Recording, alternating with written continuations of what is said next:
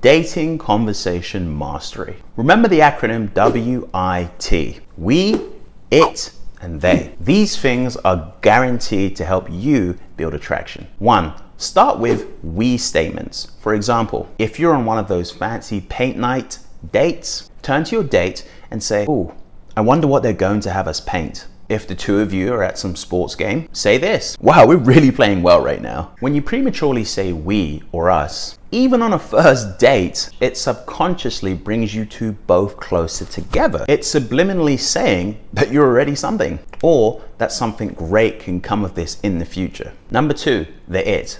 Find an it before you go on a date by randomly browsing through the latest popular culture or some of the hot topics in the news. This means you find a great topic, the it. For example, people even want to get in real relationships these days. I don't really know. What do you think about that? When you have an it in the middle of a date, it allows you to have something that I like to call conversation clusters. What they are is when you start off with a good, meaty topic, and because the topic is so meaty, you have different clusters of other conversations that you can engage in. For example, if I talk about the latest episode of 90 Day Fiancé, then I'm able to cluster into conversations about television, into conversations about reality TV, into conversations about why people like reality TV so much. And last but not least, number 3, they statements.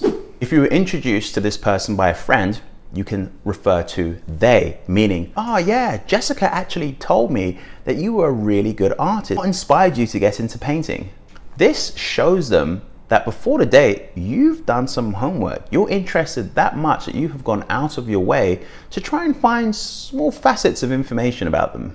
This flatters them with praise and increases their attraction towards you. Now, if you don't have any mutual friends, you can change it to a statement of, "How do you?" For example, rather than "What do you do for work?" you can say, "How do you spend most of your time from 9 to 5? Or "How do you spend most of your time in New York? Are there any cool places that you're going to recently? I'd love to find a new eating spot." It's such a better question than "What do you do?" You're giving them an opening to generally talk about the things that they love. And remember, any questions you do ask, always listen with great detail to their response. This is going to be a gateway into other topics that you can branch off and cluster off in the conversation. Listen for clues in the form of topics, deviations, and emotional inflections. And you can phrase that back to them in the form of a question or a comment that shows that you have been actively listening. Remember the acronym WIT. We, it, and they.